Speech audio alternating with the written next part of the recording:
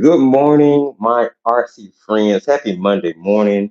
It is a beautiful day outside. The sun is shining so bright, and I am honored that you took time out of your busy schedule to join me for our regularly scheduled Monday morning live. My name is Ken Johnson, the Thrifty Apprentice. You all call me Thrifty, and I love it. I've got quite a live plan for you guys today. So we're going to be doing an animal. Yay! We're going to be doing another animal. I have a bird planned for you guys today, but we're going to be touching on the subject of convenience colors. It As I was thinking about how to put together this live and how I wanted to present my opinion or my thoughts on convenience mixes, I made myself a few notes. I made a few notes. So we're going to start kick this off with like kind of asking yourself, like, have you ever wished that your paints had like this sort of easy mode to them, or a way that you can get through it with like, what's that? Have you guys seen that Instagram that Instagram reel where the baby is pressing the easy button and they kind of use it for a lot of different situations. So like that, like I sometimes I wish that I was approaching a creation, especially in the watercolor realm, where I'm trying to achieve some type of realistic or realistic-ish feel, and I could just press a button and it would be super easy. But of course, it's never the case. Now, convenience mixes are basically that. They're like easy button in watercolors. And let me explain what I mean. Um, Outside of being someone who may mix your own colors from single pigments, convenience mixes are introduced into watercolor sets or gouache sets or acrylic sets or oil paint sets in order to help limit you having to mix a particular hue of a color. Now, one would define or might define a convenience mix as any color that is made up of more than one pigment, because two pigments had to be mixed to achieve it, or three pigments, or four pigments. And in some sets, there are some colors that have like four and five pigments mixed into them. It's amazing. um, the different variety of paint hues, colors, shades, and tints that you can get from mixing different single pigments together. All right. Now, convenience colors are kind of like handy pre-mixed colors. Um, I was reading an article, and the article kind of referred to them as fast food. And I thought that was funny. Um, quick, kind of reliable, and in some cases satisfying, excuse me, depending on like whether you really like what you were eating. And convenience colors are kind of the same way. They're kind of a quick shortcut to get to a hue that you can add in and kind of continue to move without being worried about how much of this pigment or how much of that pigment do I mix into this in order to achieve that color. For example, sap green. Sap green is one of my favorite colors in a watercolor palette, but it's a convenience mix. It's a mix that's made up to give me the impression of grass, or that grassy, that yellow leaning green that's not too yellow, not too green, not too artificial looking. Um, Earthy enough to kind of range across a scale. And you can use that sap green to paint many different types of foliage and many different landscapes. And it's also a wonderful color to use in other types of um, creations like still lives, or even with painting fruit, because of course you have leaves and then you have some fruits that are green leaning. So that's kind of an example.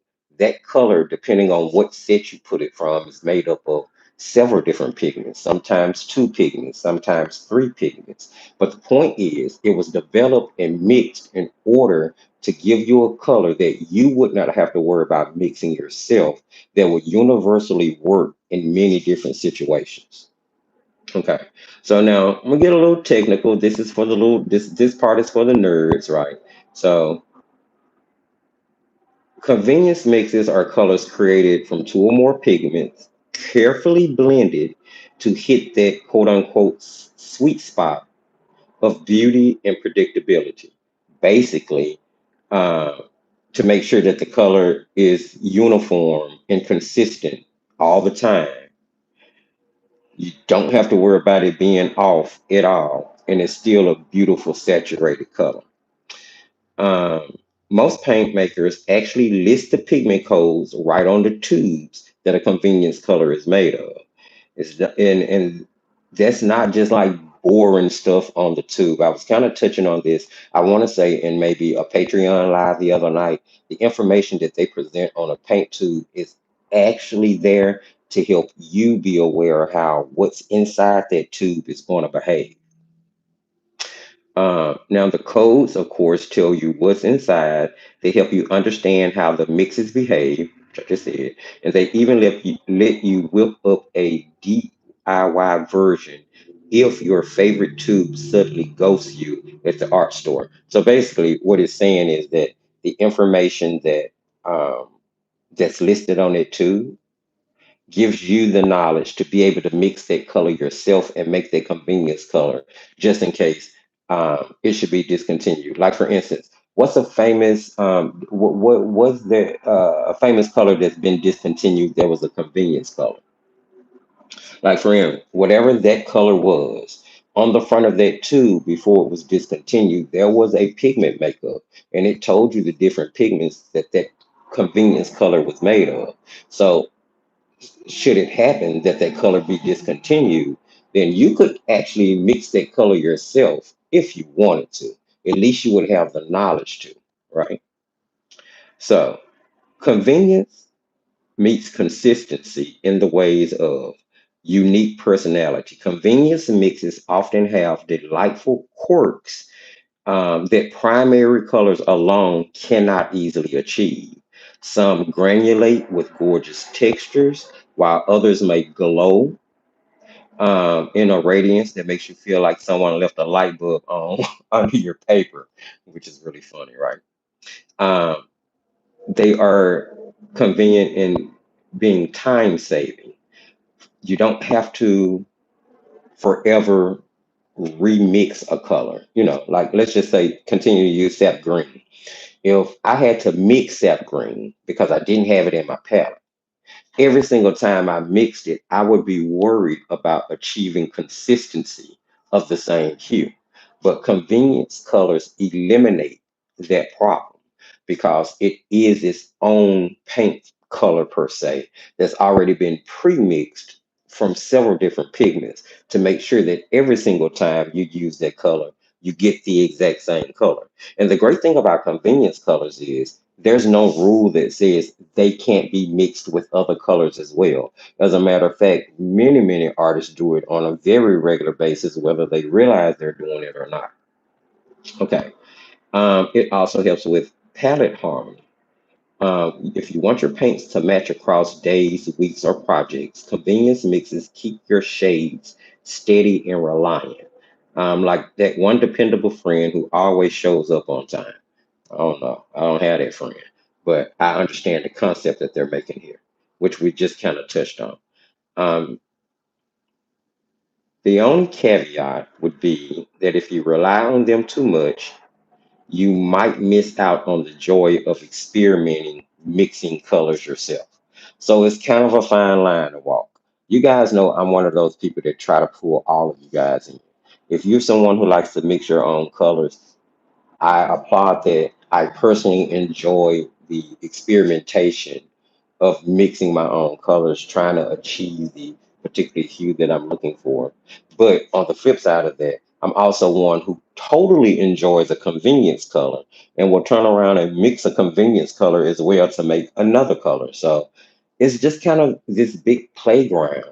And I think once we learn to accept the overall concept that everything works together for the betterment of the overall project, it becomes easier. Technicalities can get us caught up into a lot of hoo ha that prevents the joy of painting. That's one of the main reasons I used to love Bob Ross. And of course, it was called The Joy of Painting. But the message that he pushed behind the actual painting process itself was one of the things that always kept me going back to watch his show. Other than the fact that he was an absolutely amazing painter that could whip a landscape out of thin air by blinking the backside of his eyelid. It was absolutely amazing. They were always different. He was never using a reference photo. It was just, it was crazy. It was crazy. I was always amazed at his ability, but I was drawn in by the things that he pushed behind the whole idea of what he was doing. Um, and that was that all things work together. He was always avid about kind of bending a rule or breaking a rule or just doing whatever you want, just so long as you enjoyed what you were doing. And it would also lead to the development of being a better painter. So that was a lot of the things that drew me in about him. I kind of try to apply that same process, that same thought process to watercolors, to gouache, to acrylics, to anything that I do, alcohol markers, oil pastels. I'm always going into it for the thrill of the actual creation.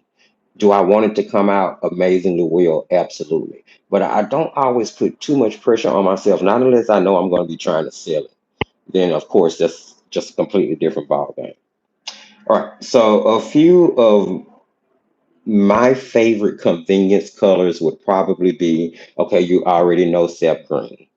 Um, Payne's gray is another one of my absolute favorite convenience colors. Indigo would be a beautiful convenience color that I think is absolutely amazing. And those are just three. There are so many more. Those are just the ones that I think of off the top of my head. Green recently here, green gold. Green gold has become one of the best convenience colors I've ever used. Um, Olive green, hooker's green, like all of these are convenience colors, and typically they are already very beautiful directly from the paint. So. Of course, as I was saying, I'm just kind of looking at the notes to make sure I didn't miss on anything I wanted to touch about convenience colors. Um, no, I mean, it's pretty much kind of the same rhetoric over and over. It's you have single pigments. Anything that's not a single pigment is a convenience color. Just because it's convenience doesn't make it bad. Some of the most beautiful colors out there are convenience mixes. Convenience mixes can have the same property as a single pigment color. They can go from being transparent to being completely opaque. So, with this said, we're going to move into looking at or continuing to look at a watercolor set.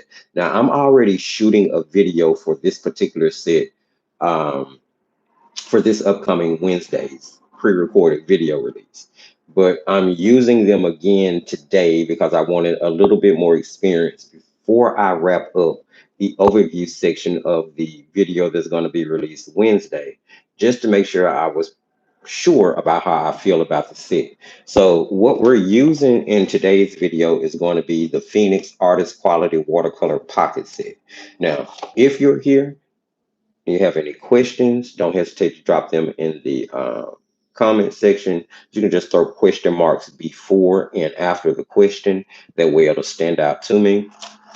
And I'll be more than happy to answer anything you may need me to. So I'm not going to do an unboxing here because the unboxing will be done on the video. But what I'm showing you is that we're working with a basically convenient set, and we're going to get into why I say that. So this is the Phoenix Artist Quality. This is their artist quote unquote student grade line of paints. There are 48 colors in that line, and all 48 of those colors are included in here. Now, there is speculation in the art market. I will go ahead and throw this out that Phoenix is the company that is now producing the Cotman paints for Winsor and Newton. Speculation, like I said. Now, I can understand why that speculation is, and it's going to be I'll be presenting evidence of that in this upcoming Wednesday's video about how close this set is to Winsor and Newton Cotman, all the way down to the exact same pigment codes, almost the exact same layout of the colors and the palette. It's amazing. It's absolutely amazing. And it would make sense, especially if Phoenix is now producing Winsor and Newton's paints, or Cotman line anyway, that their own student grade line would then take a boost in formulation and production. It just makes sense. So this is what we're using.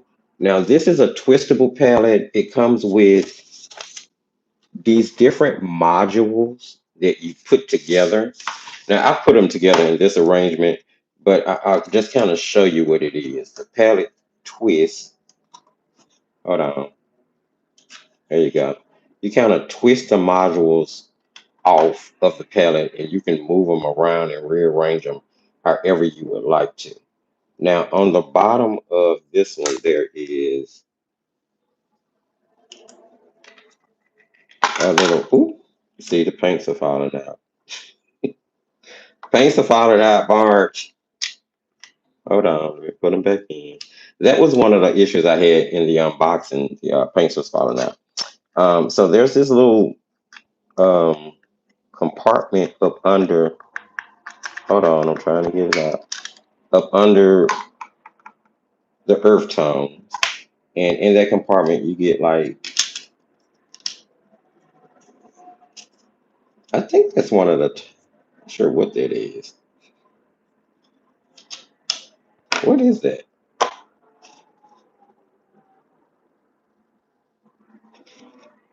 I didn't see that at first. Interesting. I don't know what that is, but there's a little water cup, collapsible water cup. So, I mean, I guess you can paint on the go. Look at that little thing. Isn't it cute? It's amazing. You know, I like cutesy stuff. And then it comes with a travel brush, which I haven't used yet because I'm going to be using it inside the video. But all of this comes in this little set, and you're getting the complete range of their paints. Okay, let me see if I can put this back in here right quick. Oh, it was over here. Okay. Well, I thought it was over there. All right. And then this was tucked in here. And it tucks into this itself like this. I'm trying not to let the paint fall out. It tucks into itself and it has this little snap that keeps it in place. I don't know. All right. And then like I said, you twist the modules on and off. So like you twist this and it would go. Oh, well, of course, because I'm trying to do it. There.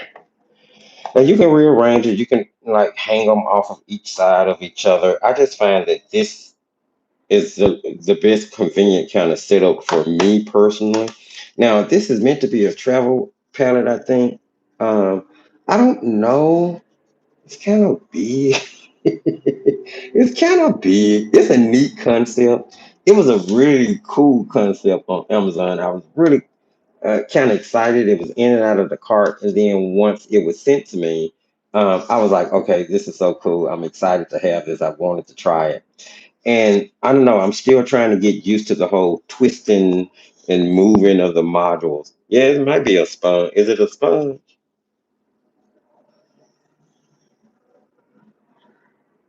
Oh, did the video stop? I'm sorry about that, Nessa. Um, okay, so yeah, but okay. So yeah, there you have that. They were falling all out and things when I first got them. Now each one of these individual modules was covered with um, a sticky sheet, and the sticky sheet, in order that the paints are, gives you the stock number for each of the paints. It gives you the color name. It's giving you transparency, light fast, and pigment information. So all of the artist information is included. And yeah, we'll talk about all that in the video.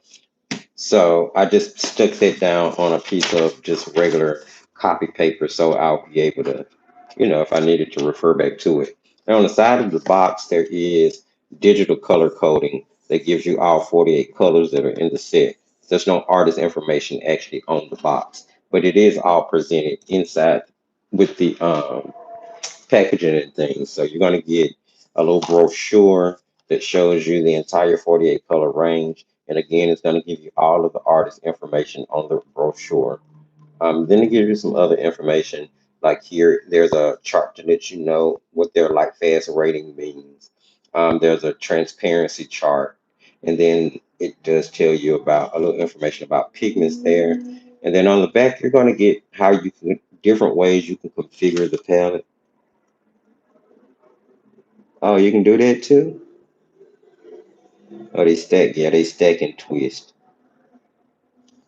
I'm gonna have to go back and include that part in the video. The little cups and stuff on the bottom. When I tell you, I completely overlooked that. It comes with a swatching chart, which is again laid out in the arrangement of each of the modules. Now, as you can see, oh well, maybe you can't see. I did kind of swatch them out a little thickly there so I can make sure that I had a good color representation. And as I said earlier, they remind me exactly of Cotman paints. As a matter of fact, if I was to pull out my Cotman set right now, which has 48 colors in it, every single color would line up almost color for color, number for number. I think I might have a little bit of a different number system, but color for color, and almost pigment makeup for pigment makeup. Light fast ratings, they all kind of match, but I'll cover that more in the actual overview video of these paints. So that's what we're using today. And it ties into convenience because of these 48 paints, over half, almost three-fourths of them are dual triple pigment paints, paint colors. So you have a lot of convenience colors in this set. So odds are you throw a rock, you'll hit a convenience color. So I figured it would be a good palette to use just to kind of help push back because there's a lot of pushback in the art world against different things. For instance, there's a lot of pushback against artist quality watercolors. Student grade watercolors are not a bad thing. There are actually some pretty good student grade watercolor sets on the market. Um, Companies have come a long way from where it used to be. It's not just legacy companies that are producing good student grade sets anymore. And they're not always, and it does not always equate to price as you may used to think 10, 15 years ago. Um, and the second thing I like to push back against is that every color has to be a single pigment color. That's not necessarily true. There are some beautiful dual and triple pigment colors that make other beautiful mixes themselves. So I just, you always hear me say no rules. What I'm painting on today is going to be one of the products that I'm thinking about trying to push out along with sketchbooks, which is going to be a watercolor canvas board. So this is one that I made here in the studio actually last night to give it to try out here. It is 100% cotton, 140 pound, cold press, acid free, and it's pretty thick there.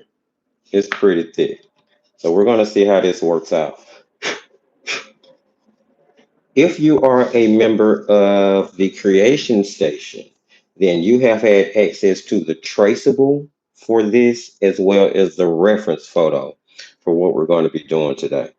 Now, if you are not, let you take a glance at the reference photo for what we're painting today so that you can go ahead and maybe start to sketch it out.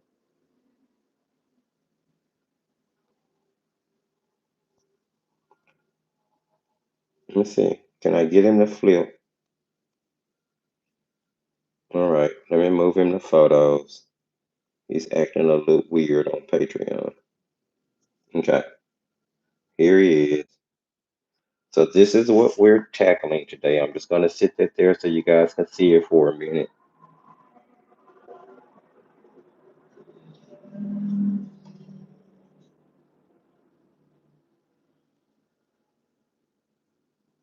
This picture is on Unsplash, so you can always go to and find it. I don't know if I put um, I don't know if I put the link for the reference photo in the video description. If not, I need to, and I will. But I definitely know the reference photo is over on Patreon for Creation Station members, along with the traceable in case you don't want to draw it yourself. All right, let's get this party started. Now, if you're painting on a regular piece of paper, especially if it's cellulose paper and it's not 100% cotton, I'm going to make a recommendation.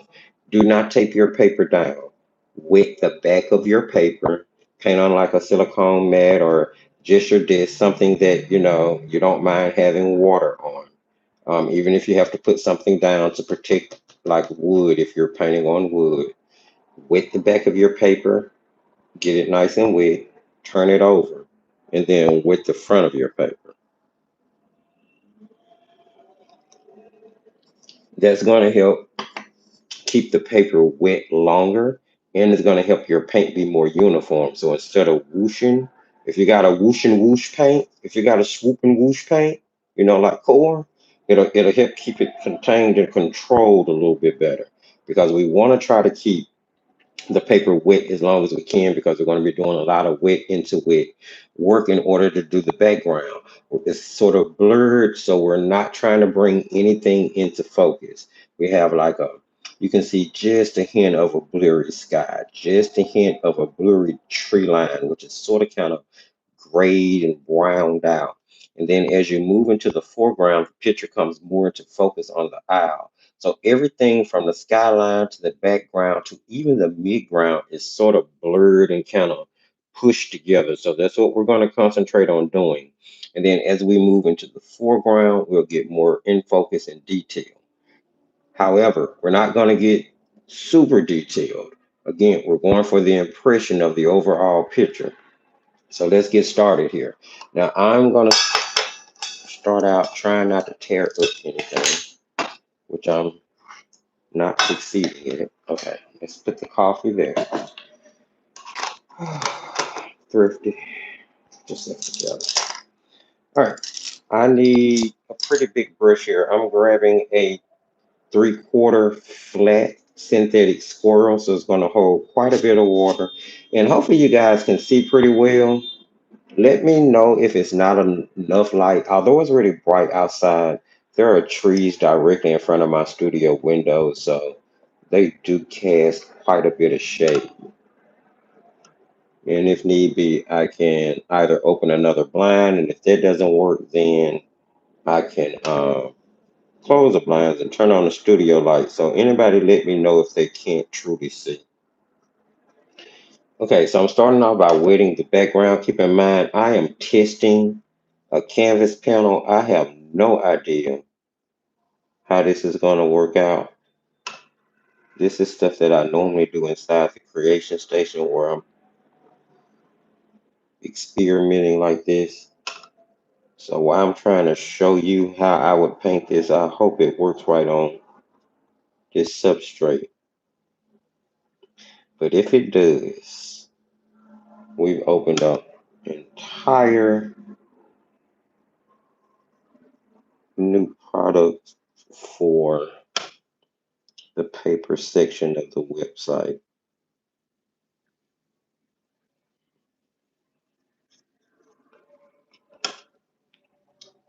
And the more I get into this, the more respect I have for companies that are producing handmade.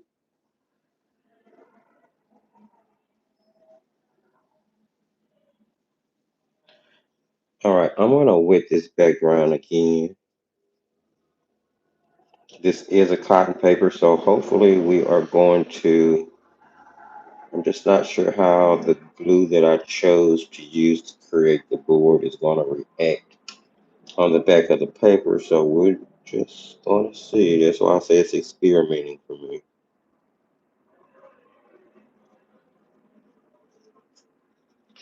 All right, now that I have that wet, and I did go around the aisle because I would want to try to keep as much of the background color off of him.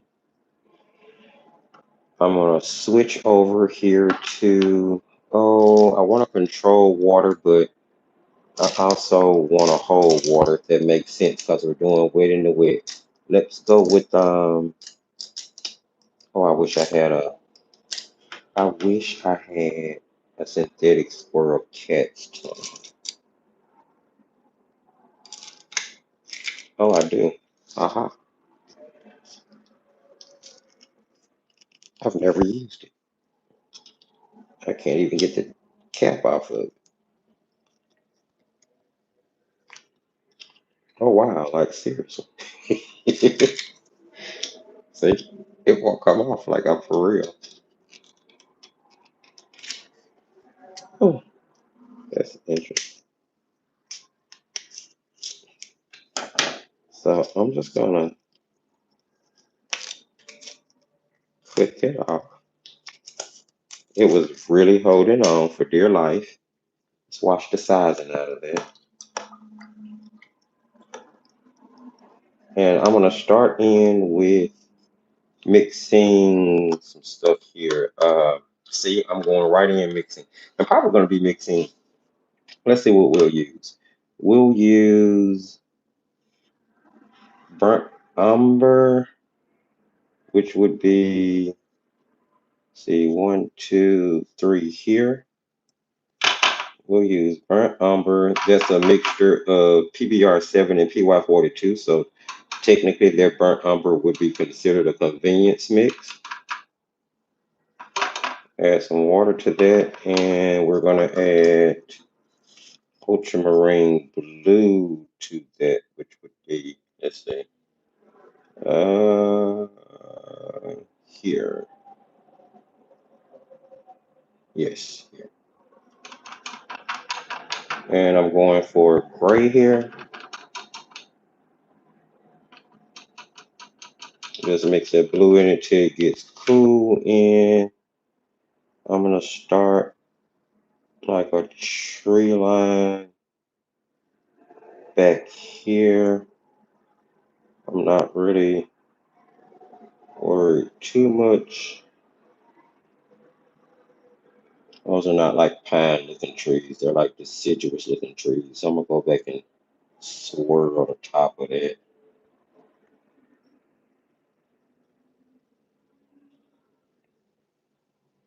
Just get some. Now this is probably gonna shift. Some of this in there is a little taller in the background. Now I'm looking back here. I'm looking at,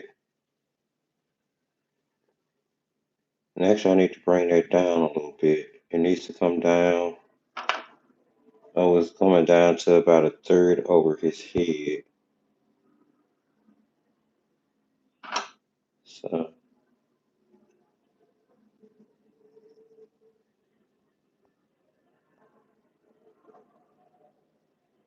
I'm trying to stay out of his, trying to stay out of him.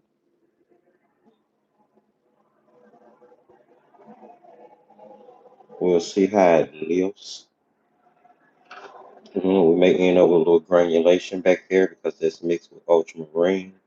Now I'm going to, I can see it lift in the area where no glue is. Let's grab a little ultramarine, that water in. We're just going to kind of work that in at the top for the sky color. If it bleeds down, that's fine.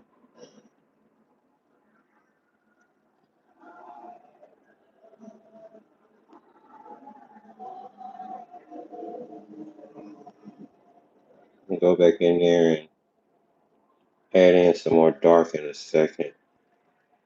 We're going to keep this wet the whole time, or try to anyway.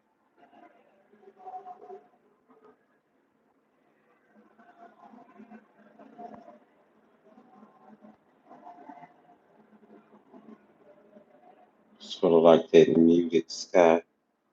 Um, and I'm dragging the excess water off the side, off the lip of my bucket as I go back in here and kind of Bring back the top of that a little bit.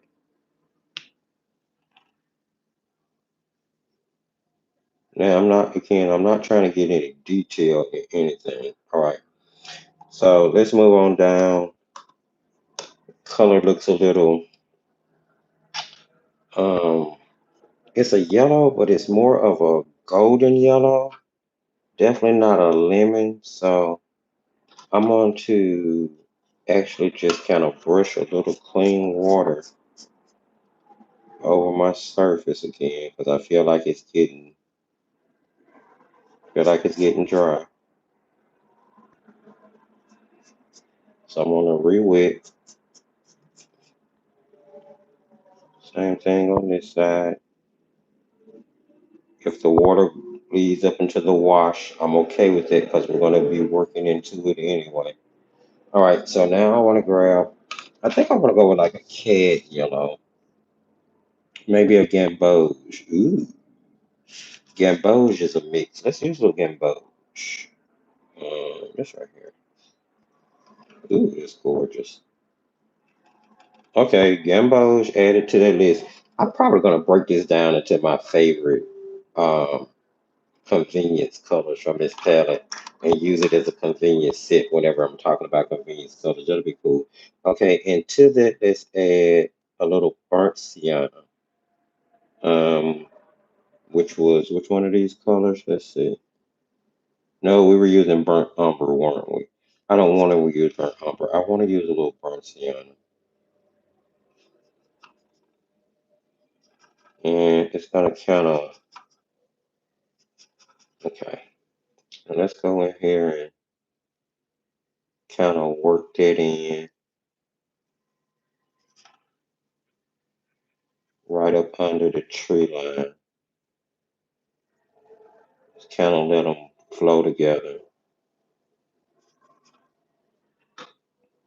Do the same thing on this side. Try to stay out of your eye. I think I want a little bit more burnt sienna in there. Yeah, like that. Keep in mind this is blurry still, so you can't see detail. We're really just kind of seeing patches of color come towards us.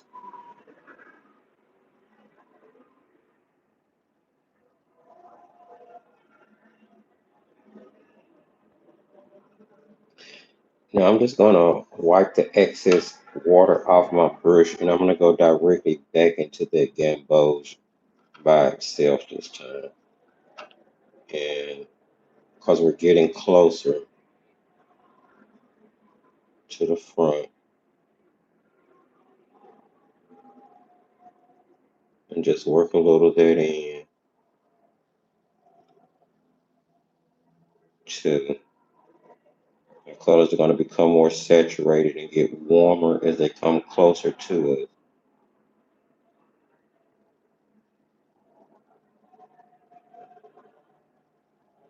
I got some gamboge in my bird. See if I can get it out right now.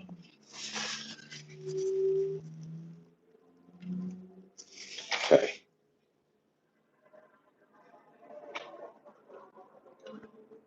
All right. I feel like that might be drying a little bit too much before I can move on. So I'm gonna I'm gonna rinse my brush and then grab. Oh, it's not quite clean enough. I just want clean water.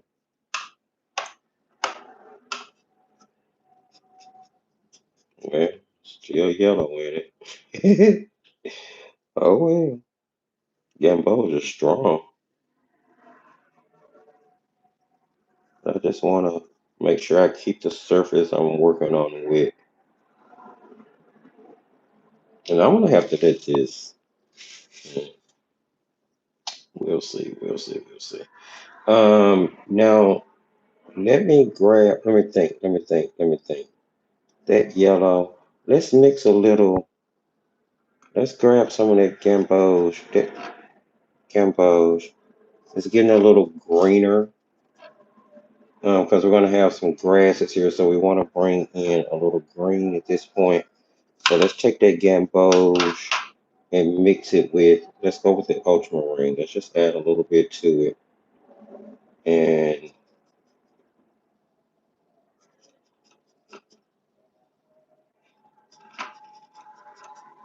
it's not quite where I want it.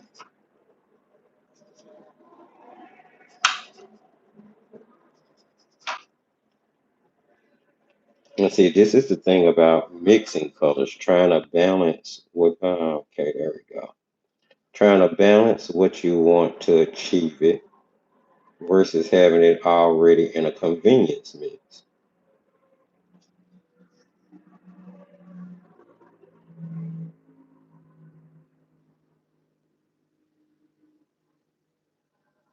And I'm kind of trying to make it look like grass is the closer you get to it. So I'm definitely doing it in the direction of. All right, now I'm gonna mix it with a little bit more blue. Make it just a little darker as it comes closer because we're gonna start getting to this point where we're gonna want it kind of saturated.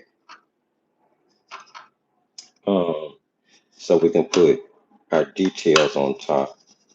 So I want this a little bit greener, still using that gamboge and a little bit more blue in that. Still using this gamboge and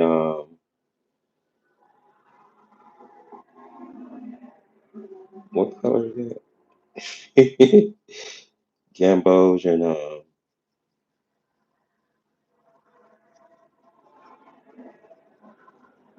and at this point I'm okay with it starting to dry.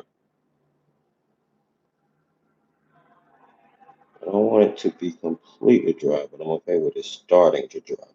And notice how I'm flicking my brush upward, kind of emulating the way grass would grow.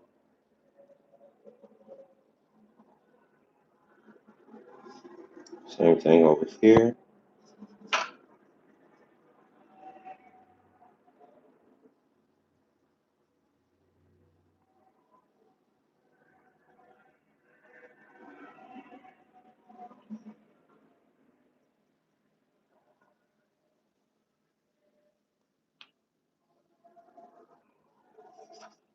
Add just a touch more blue in it.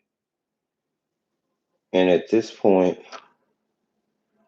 I'm not adding any extra water to my brush. All right, now what I want to do is, oh yeah, it's gonna be soft. Can you see the little grass that's forming? It's gonna be soft now. It's gonna be soft. All right, let's grab credit card scraper. Told you I'm gonna keep it easy, and we're gonna,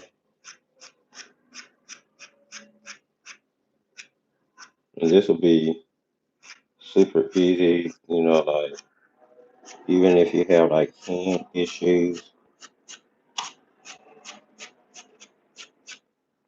just kind of scraping in texture.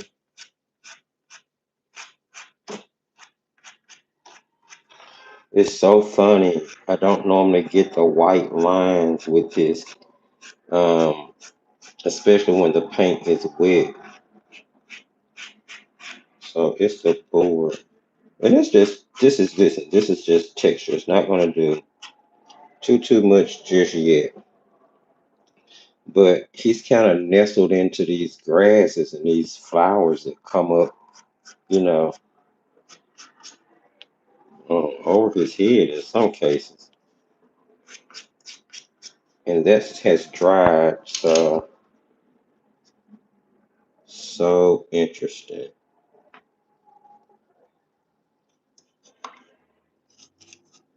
Let me, let's grab some gamboge and water it down and get that green out. I'm still using the same big 3/4 inch cat's tongue synthetic squirrel brush and using gambos while we can. Stuff is still a little wet. I'm gonna go in and start tapping in. What are those flowers? I don't know what those are. We're gonna start just kind of tapping in the background so they can dry. And I don't have a lot of water in this because I kind of wanted to stay put, you know. Um,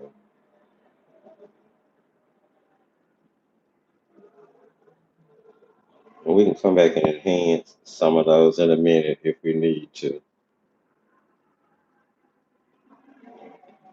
Trying to get it to the point where we can, dry our background and move on. Um,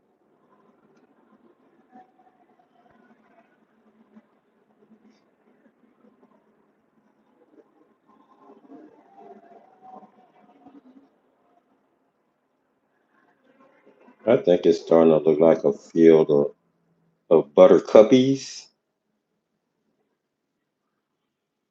Yeah, okay. I think I'm good with that. Now I just need to let that dry. All right, let's work on Mr. Owie Owl for. Well, first let's see if we can lift out. I need. Where is that brush that I normally lift with? Where is it? It's over here. I want something that's golden Teflon, so the bristles, or something that's nylon, should I say? Here we go. So the bristles will be no, that's not it. The bristles will be kind of stiff, but I don't want the bristles to be so stiff that they will tear up my paper. And I have a little flat brush that I normally use. I can't quite put my hands on it, so I'm just going to use this one and see if this will work. Now, the gray that's back there was done with sedimentary colors. We use ultramarine and we use a burnt umber, if I'm not mistaken. So it should reactivate and live with no issue. So I'm just going to put some water on a clean brush here and see if I can. Well, it seems to be lifting pretty well.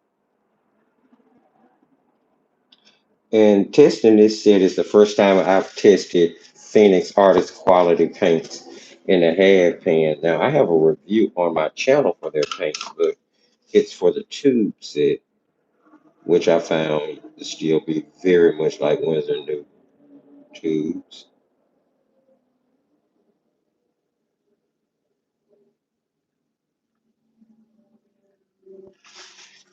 Well, the paints are definitely reactivating and lifting, so I do like that. I like that a lot.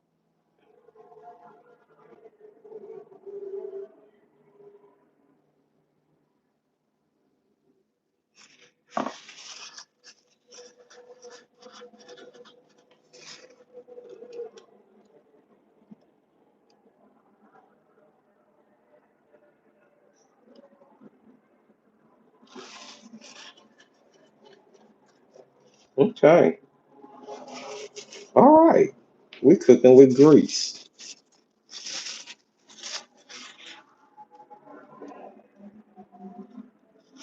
Maybe a video on the difference between brushes. Is that a request, Marianne?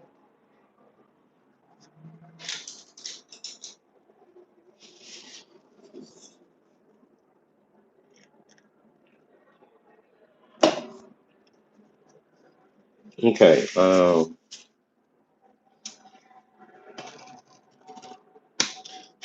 Let's see here. We are going to start off with his. I guess let's start off with his wing. I'm gonna switch over to da da da da da da. Let's go with the Art for Joy's sake quarter-inch dagger brush, golden Teflon. Christy brushes are a little different though. They actually hold water. So I'm gonna mix burnt sienna, making our own convenience neutral here, okay? Burnt sienna, burnt umber.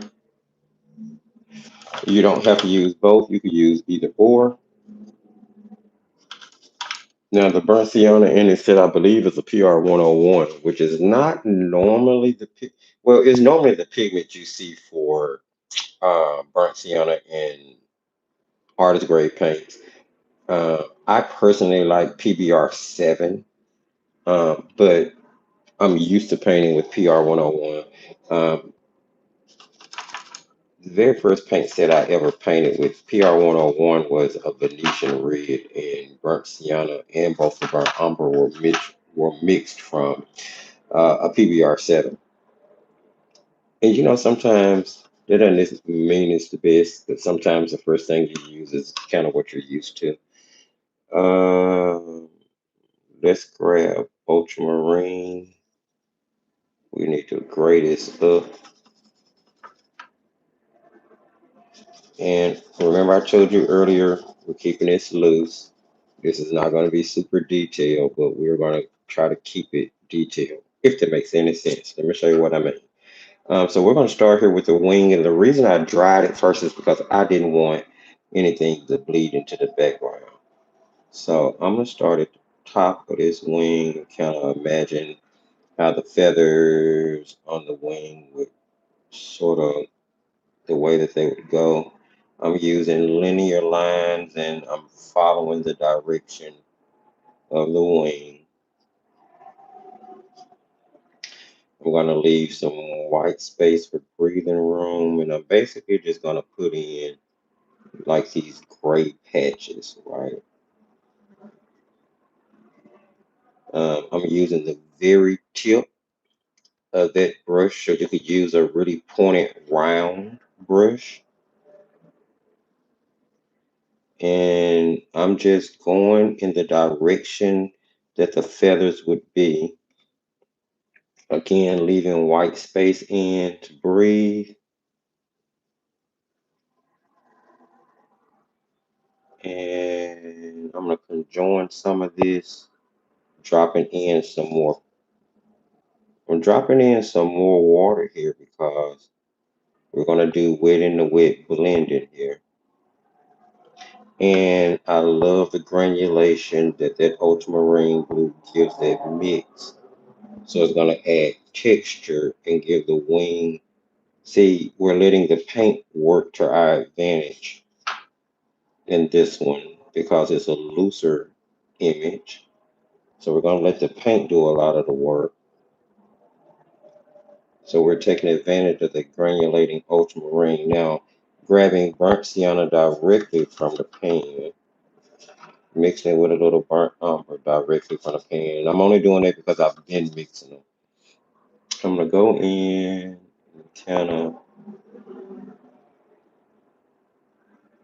what we want to do is kind of give it its kind of spots, those little brown spots there that you can you have to kind of see if you in here, like if you enlarge the picture, like here, this is the area where we're kind of doing an impression of, or not necessarily painted directly, but so make sure you leave some white in there to breathe. Just kind of hinting at its the spottedness on its wing.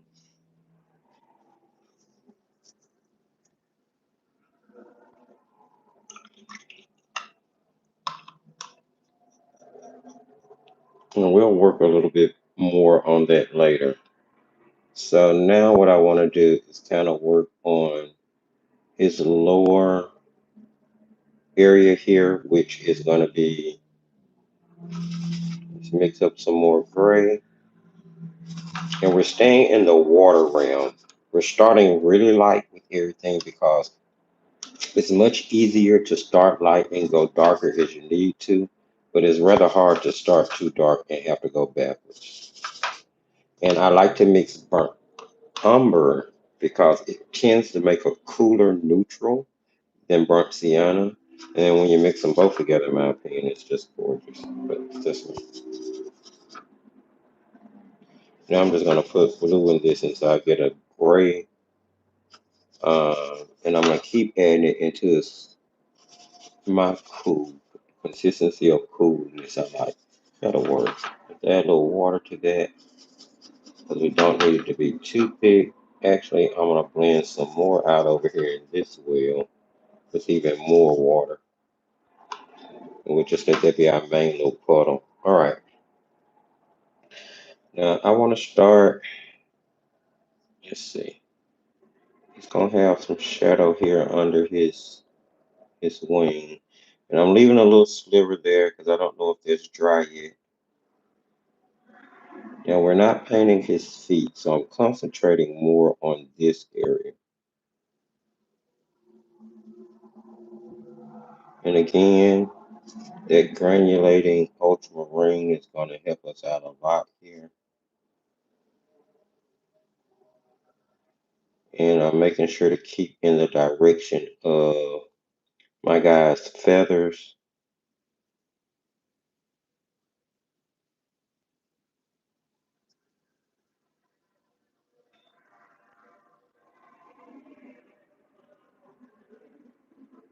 Always in the direction of.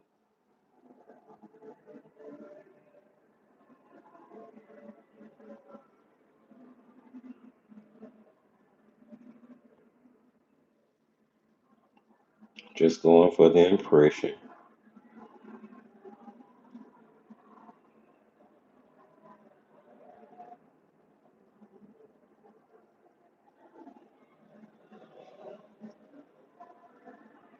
Uh,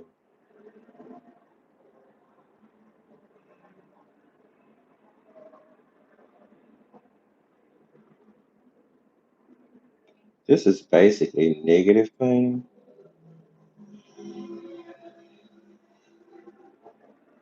I'm trying to. Now, I really do need. I'll come back in with this and put some detail on it in a second. Um, let's see. It's a little too thin. Let's go up here.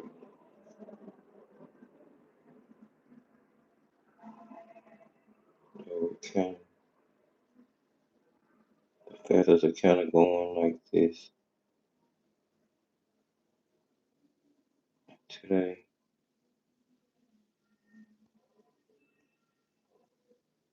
Meet the top, and then they kind of round off like so.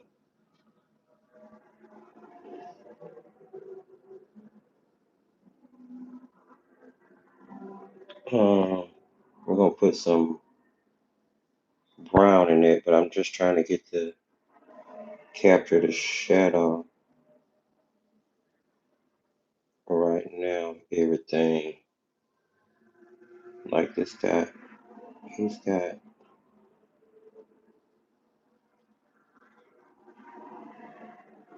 um this. He's got like this feathery feel to it around the face.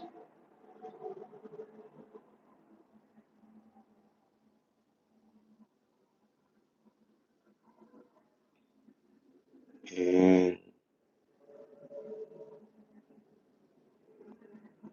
then his eyes are recessed as well on both sides, actually.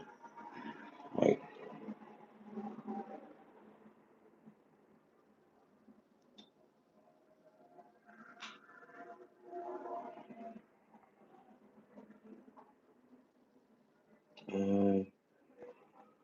And then there is major recess coming out of his eye like that.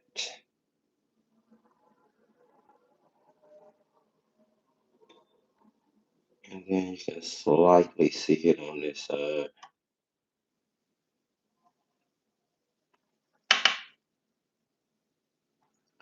I'm kind of dry brushing or trying to dry brush because I want to keep like the feathery texture, but at the same time, I want to make sure.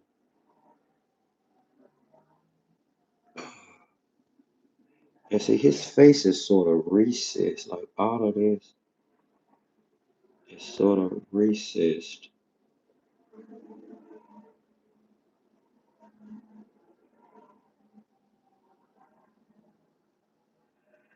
Like you can see the shadows in that.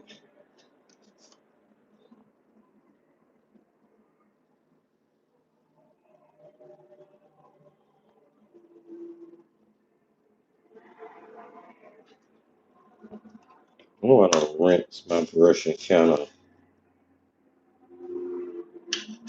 see if I can just kind of blend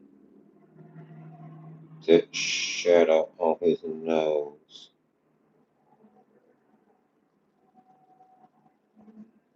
I don't know. I don't, because it's not as feathery in there.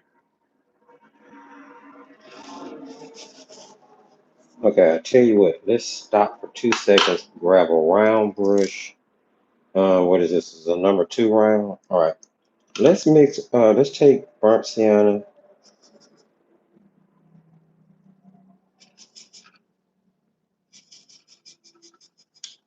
I'm actually gonna mix it into a touch of gamboge that was here. Here, let's grab a little more. I like that color.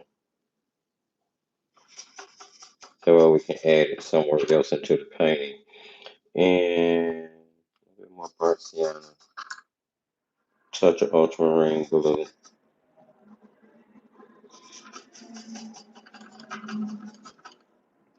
I need a dark brown here. Not a gr- not a neutral gray. A dark brown. Add a little bit more of that Camboge into that. I really like the way that looks. All right, let's see. Um, let's paint in his eye.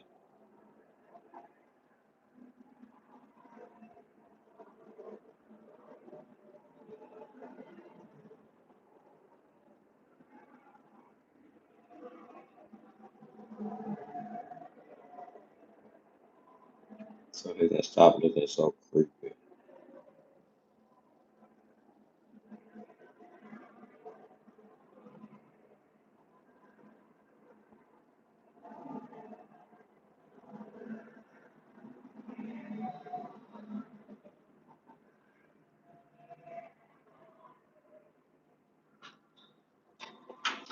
All right, let's do. Okay, he has the highlight in the other one is interesting. It's sort of almost a ring. That one should be a little thinner, actually, like that. Okay, and then in this one, it's almost like a. Okay,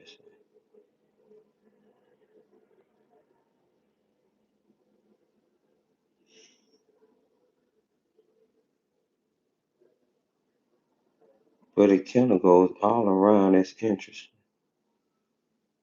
Okay, let's see.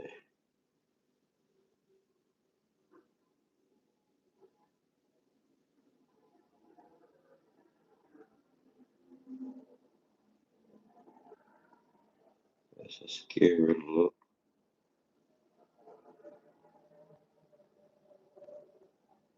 Decide where you want it, King. We'll put it there. And the rest of that's not gonna work for me.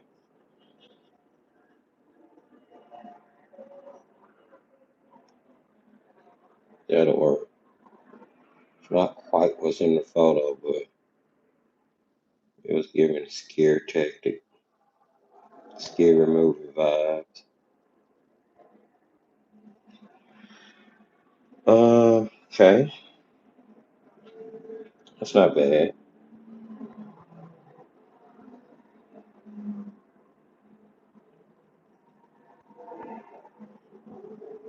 Going in with an additional coat, darken them up.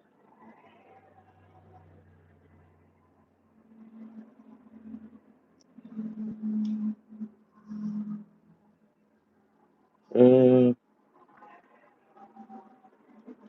and then we'll do the bottom of the nose.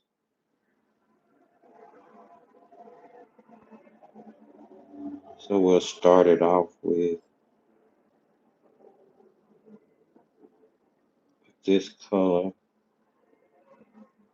bring it down just a little bit, and then I'll mix in that gray I just made.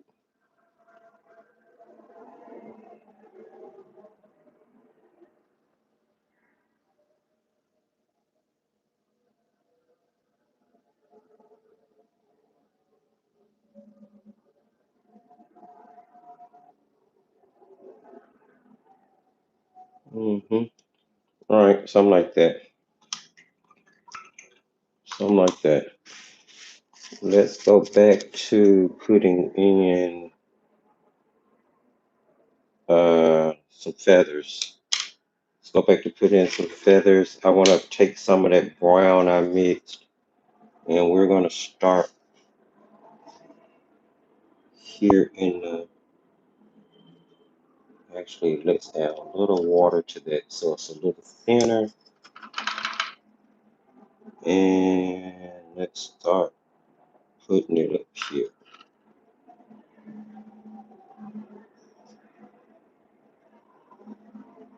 around the top part where we're seeing the brown feathers mixed into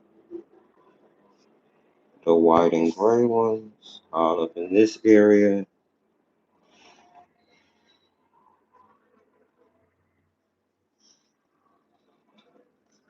Here we're adding in more details, so we're going to get more intense lines.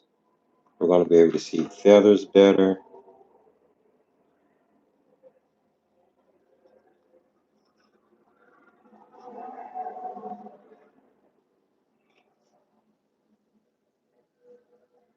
Okay, we're going to have feathers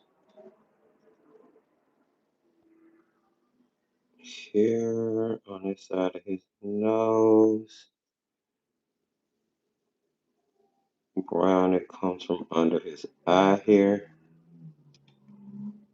And it kind of feathers out around his eye in different directions.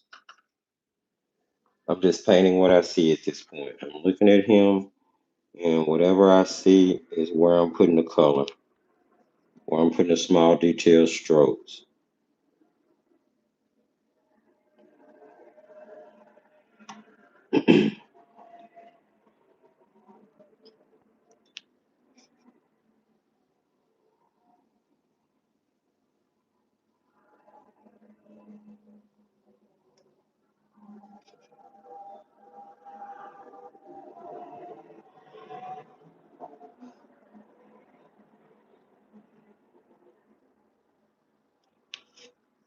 See how he's looking.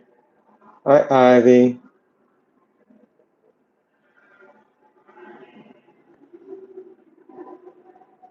Let's see. I'm trying to see how he's looking. I'm waiting on the video to catch up and move. um, okay, not too bad. Not too bad. Let me see. Is there any other place I need brown feather? Just little flicks of how the feathers blend into the gray right here on top.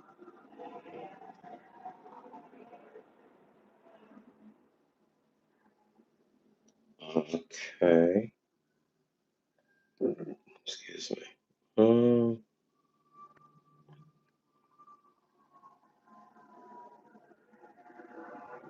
Let's see.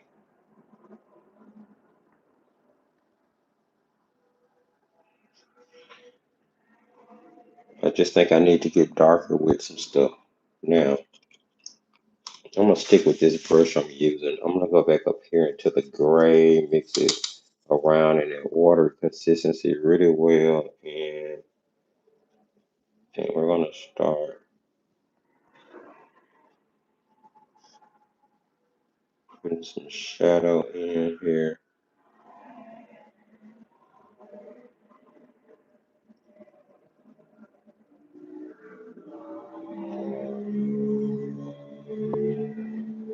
Down the side of my homeboy's nose. Let it blend into that brown.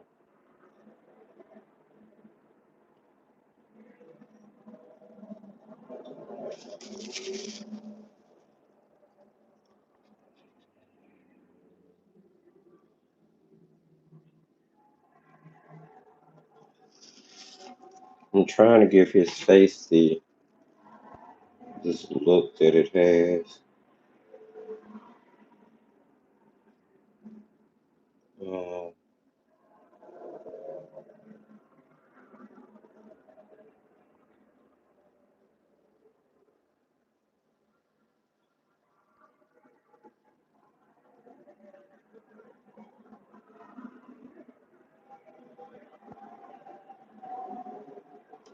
Cause I know his face is supposed to kind of look like it's sort of recessed a little bit.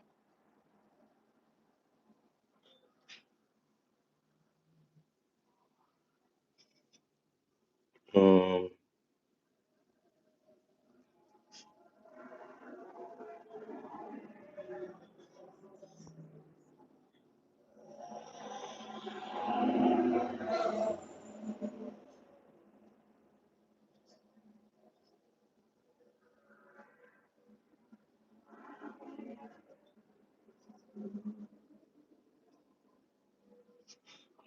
do-do-do-do-do-do-do-do-do-do, do-do-do-do.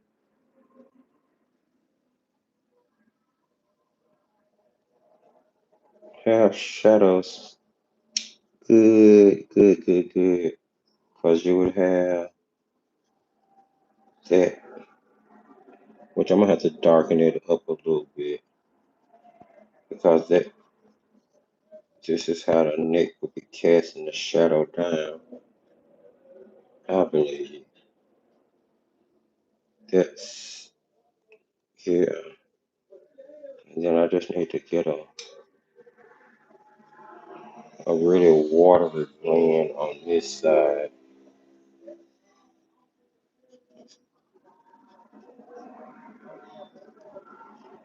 Okay, and then just some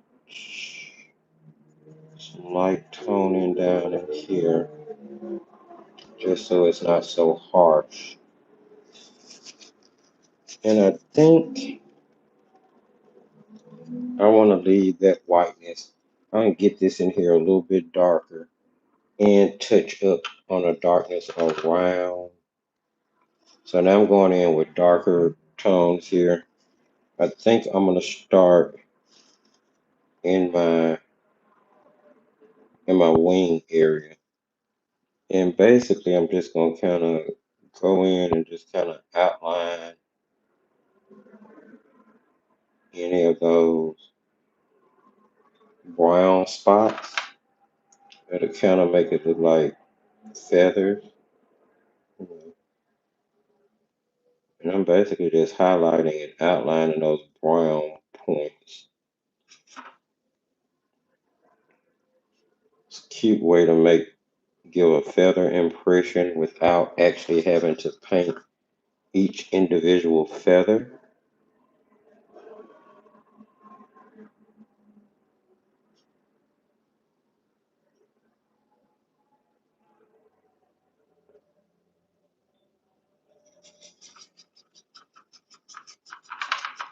I think I want some more blue in there.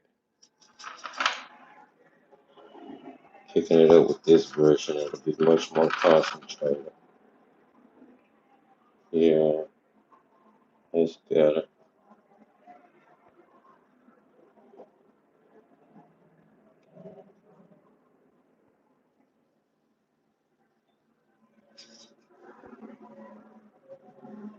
And right up here to the top with some of the, there. That's good. I think that looks like a wing. All right, let's put some darker tones in some other areas. Let's do it now. I'm gonna do it right around his little face, but I'm doing it in short, choppy strokes so it looks like feathers. And I'm just putting little circular linear lines right off the bottom of that area till I get to the bottom of that face. And then those feathers are going to run in the opposite direction from the middle this way.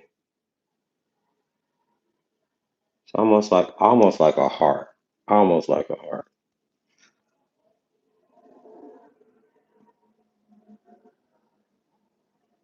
Come off his face. Oh, he's a cute little guy. He's gonna be a cute little guy. I see that now.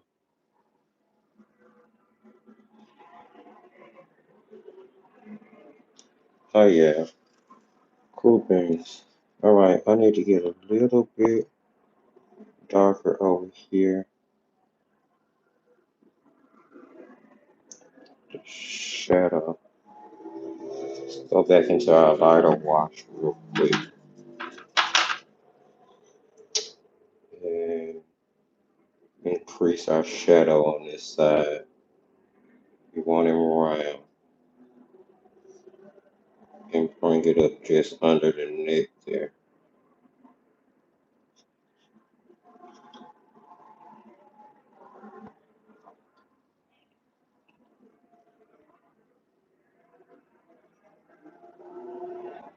Okay, just kind of bring off a couple of flicks so he'll look feathery there.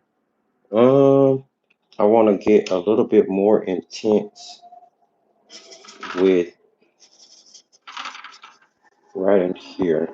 I think I need to put a little bit more. Hold on. I need a little bit more shadow on this side of his face too.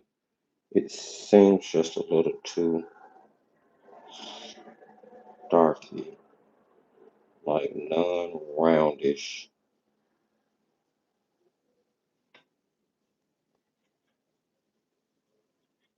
Just feel like this entire area needs to be a little darker.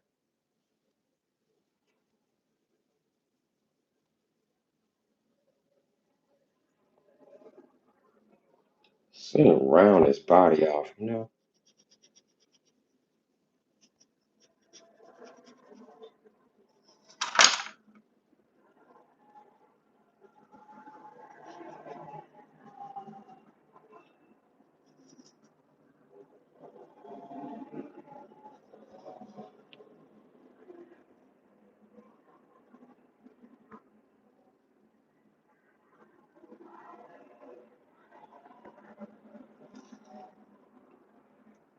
Okay, I think I'm cool with this. I think I'm good with this. I think I'm good. Once he dries, he's gonna be a cute little guy, I think. All right, so I want to grab some of this darker mix I have here, and I'm gonna go in and right up under his eye. I'm gonna put that in, and this is gonna help round off the eye.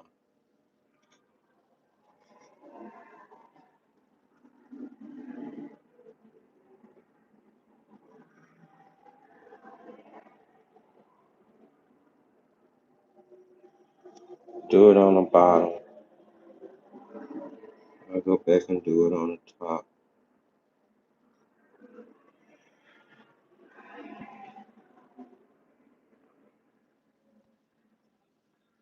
Same thing on the other side. Do it on the very bottom. And then I'll do it on the very top. And it just kind of rounds off the eye. Actually, I kind of wish I could get it a little darker than that. And I probably will go back in there with with another coat.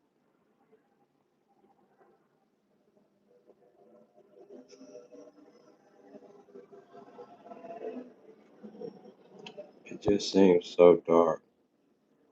I think I might have his eyes too light, actually.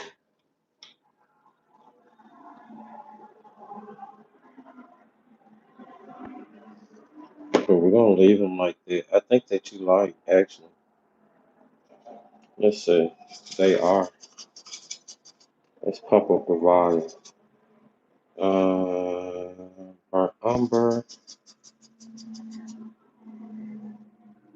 And since I already had a dark here, grab some blue. Whatever. Let's not even mess with it. Like that's darker. Okay. Let's see how this work out. I'm darkening up his eye.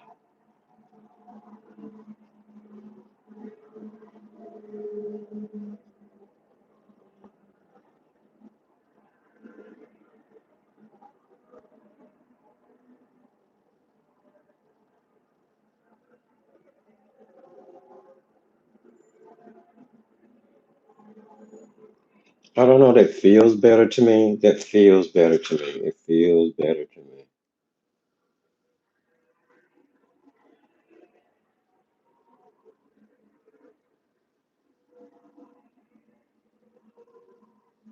I just seem too light. And then going over that darker gray with that brown is only going to keep the darkness. We're not going to lose it. We still keep the shape. I like that a lot better. All right, let's see what we're looking like. Wait a minute, what are we doing? I don't need any of that. Can I get my picture back, please? Look, oh, let's go away. There you go away. There we go. All right.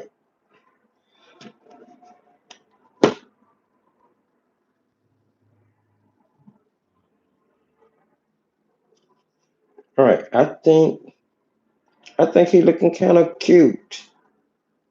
Let me put in a little bit of super darkness right here with the feathers.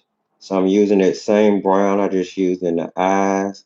That way I can, you know, add it in some other places. Don't want to just put a color in and that be the only place. So I'm adding it in a few spots just so it won't stand out as too harsh.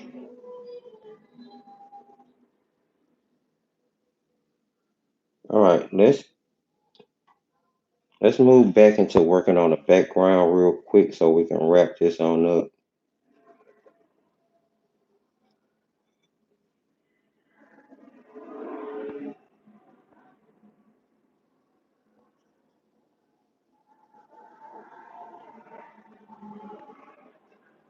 I could sit up and play with this all day. I really could, and just add more layers and more layers and more layers to it. I really could. All right. Now what I want to do is enhance the flowers in the background.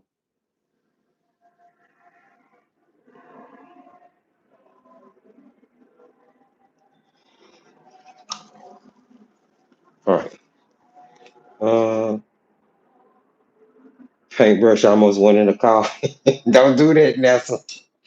Don't do that.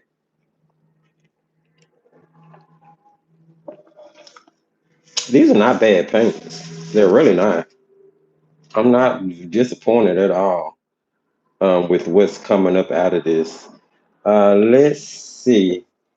Do I want to put any more color on him? Because his darkness is going to determine the rest of the scene. Because all we got to do now is just tuck him into all of these. What was it? Buttercups. Yeah, buttercups. Tuck him into all of these. Um, I don't know. I think I'm good with him. He was supposed to be loose. I think you get the point that he's a barn owl. We put in detail without being too detailed. That board has held up pretty well. It's got just a slight fold to it. Just, oh, you can barely see it though. Yes, love it. Okay, let's put on, let's wrap this shindig up and we're gonna put in some brighter flowers. Ooh, oh. Y'all know that song Brighter Days? Lift me up. Oh, it's my jam. Mm, oh, e, ooh, oh, e, oh.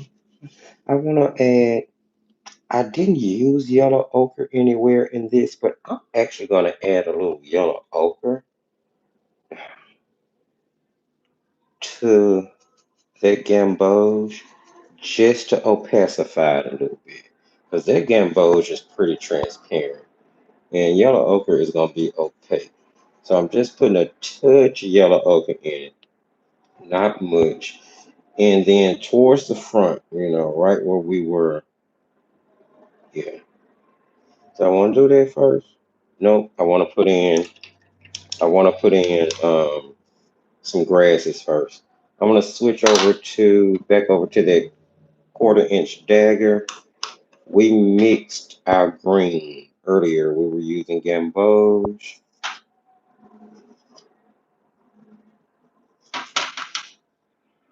Ooh, that is just gorgeous. So the palette that I pulled from this I'm definitely going to be keeping it gamboge. I really need to go through here and look at the colors and see which ones, paint them out in bigger swatches to see which ones are really pretty to me. Because they may be staying in the palette. I know all of the 12 original colors that's in the tubes. I like those. Those are actually some really good quality paints too. So let's mix in the ultramarine blue into the gamboge. This is how we were getting our green earlier. So green, grab some more gamboge and put into that. And then I'm going to start flicking up grasses from the bottom of my board here. Same thing over here. Make sure that they're kind of going up into the background back there. You should have tall grasses, different levels, blah, blah, blah. hmm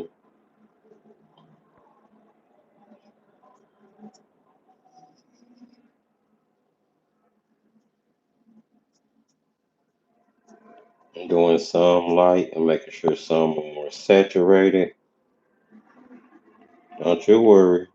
We're not going to lose our buttercups.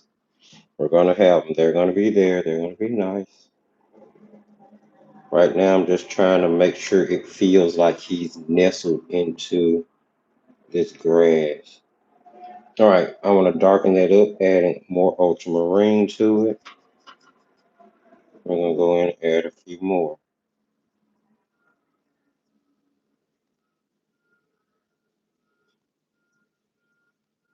They'll dry lighter, but the impression will still stay.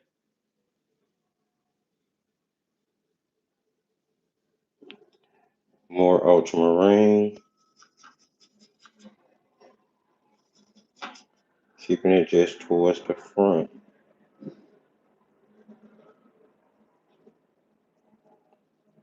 I'm using a swoop of that dagger brush to just drag up grasses. And I'm being heavier towards the bottom of my canvas so that it adds depth to the picture.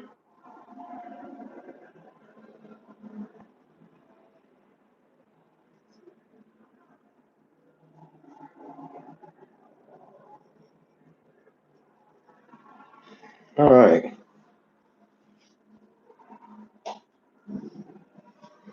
I think he's coming along. He's coming along. More ultramarine to my mixture,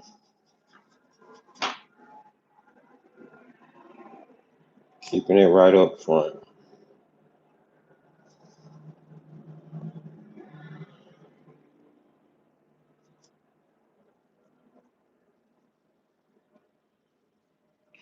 All right, now let's go back to our buttercups. We want pretty thick paint here, so I'm trying to use as little water as possible for this mixture. Gamboge, we're mixing in yellow ochre to opacify it. And then we're going to go in here and kind of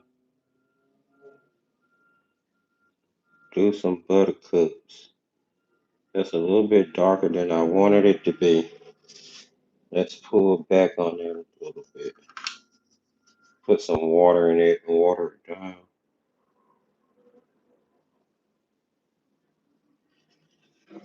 Oh, I don't mind those too. But let's just go straight for Gamboge on its own. See what happens.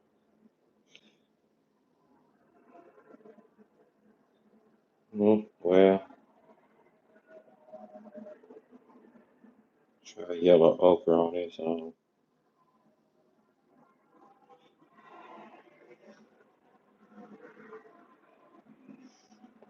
Now you want to be intentional here.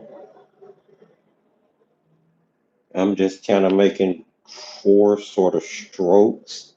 Now those buttercups are gonna go over my homeboy's body. Um,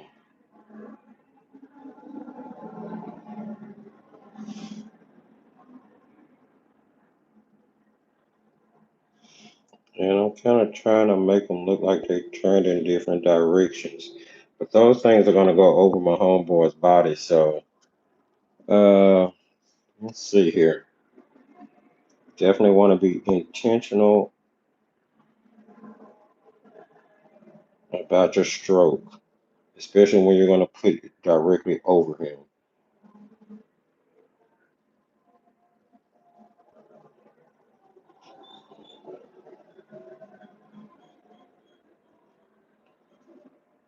Kind of get in, get out. Don't be too hard on yourself with it. It's kind of one up here. And that can be scary. It can really be scary after all that work to go in and do something like this. Trust me, I get it. But it's gonna kind of help tuck him in to the scene.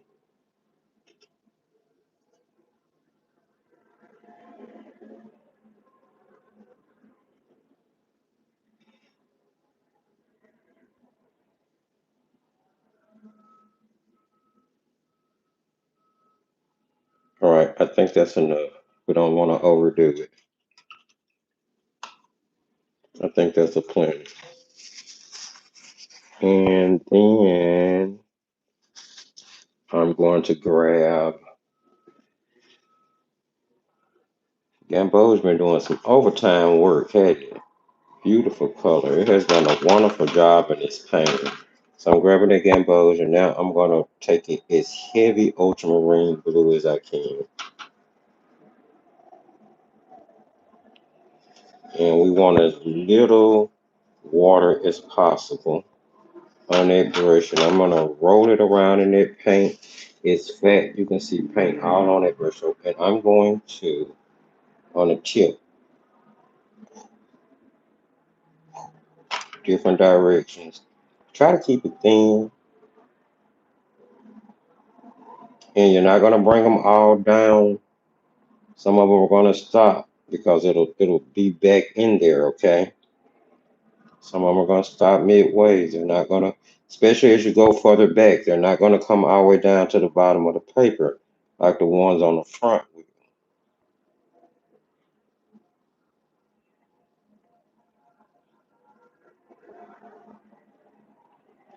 And if you feel like you might need to add one in there, you can throw in, just kind of throw in the stock where you would want to put it, and you can go add it in a minute.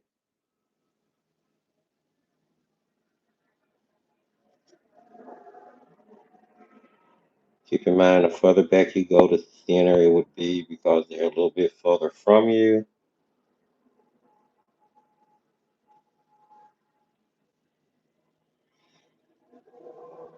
Anything in front of the aisle, you're going to make sure you bring that one all the way down to the bottom of the paper because it needs to be coming up directly from the bottom.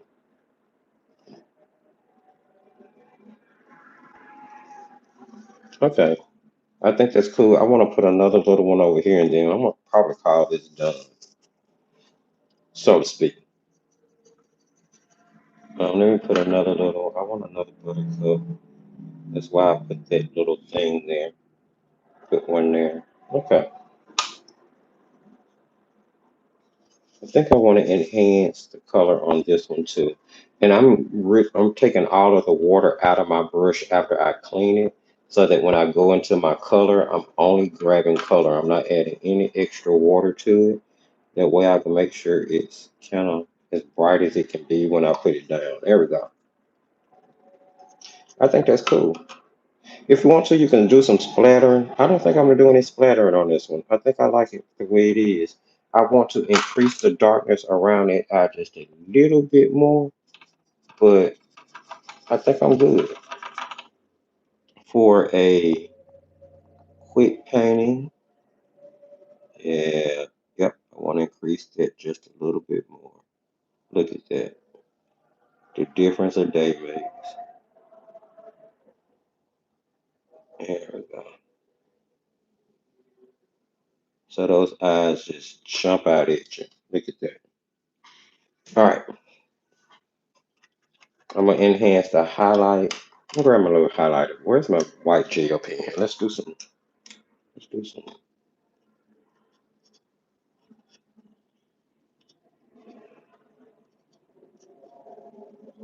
do some little feathery texture in the feather with some highlights. Look at that.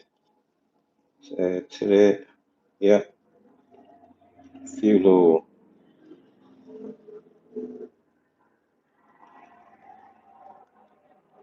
white marks here and there just kind of enhance that.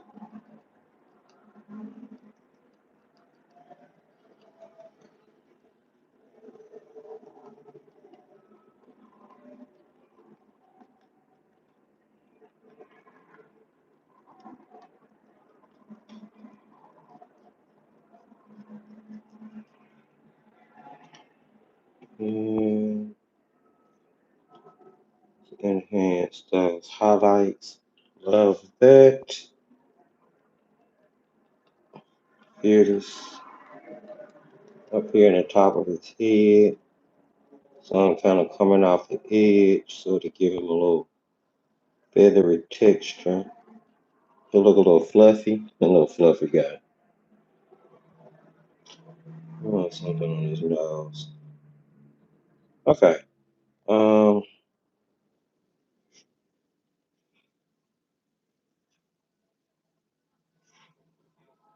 I don't know. I think I want to do that. Kind of highlight the top of a grass here or there. Not too much of anything. All right. I think I'm gonna call that done. That's what I think I'm gonna do. I don't think it can, you know, I think that's pretty good for a loose painting day. What do you guys think? Jump in the comment section, let me know. Let me know, did you give this a try? Now that you've seen it completed, are you gonna go back and watch it again and give it a try now? It's really cute, isn't it? Right, let me grab a pen so I can sign here.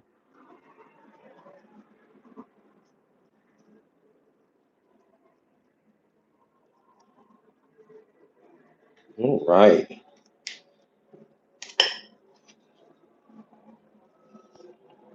That worked out really well.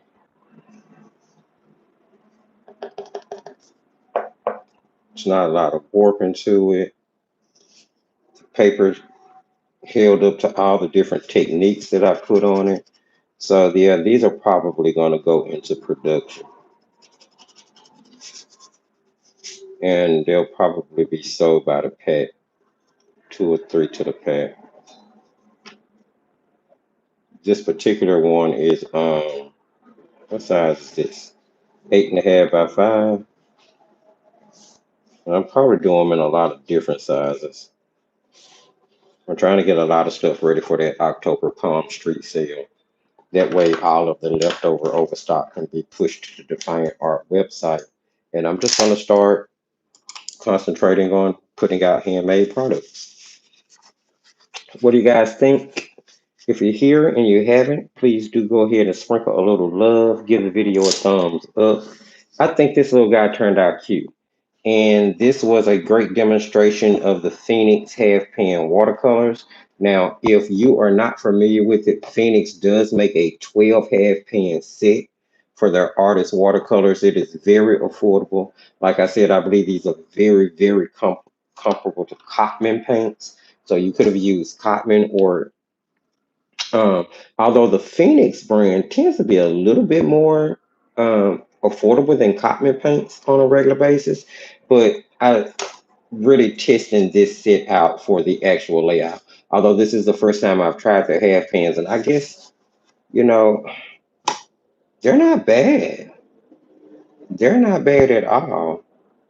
I would say that they're probably about the same as their tube paints. So like if you had the Phoenix artist quality paints in the half pan and you ran out, then you could definitely refill it with the tubes. I feel like that formula is not too far off from these half pans, and it dries down really well. It re-wets really well from the tube. So I don't think you can go wrong either way. And Phoenix is a very affordable brand. Now, this particular palette, I'm not going to get into talking about how much it cost because we'll be talking about that in Wednesday's video. So we'll touch on all of that then, but not too shabby. Not too shabby. Do jump in the comment section. Let me know, what did you paint? Did you paint along? And if you did not paint along, then what did you paint? How did it come out? I love this canvas panel deal. This is what I'm going to start painting on a lot. That way I'll feel a lot more comfortable about selling um, original art over on Palm Street, because I'll know it'll already come on a canvas panel. So you don't necessarily have to frame it if you don't want to. And I may even go so far as to, any one of them that I sell on Palm Street, I'll go ahead and put the hooking hardware mechanism on the back of it. So all you have to do is just hang it directly on the wall. Yeah, that's probably what I'm going to do. Okay, friends, we are going to call it a day. Thank you so very much for joining me here. The video description is full of all of the relevant links. Don't forget to check out the Defiant Art website, as I encourage you to do all the time. If you're participating in Thrifty Pastel, Lord, not Thrifty Pastel month, we're not there yet.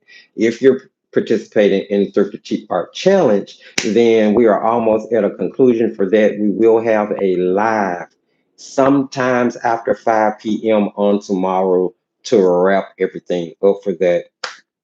Um, so you can look for that live to kind of be advertised sometimes between getting off this one today and it starting tomorrow. But yeah, it will happen.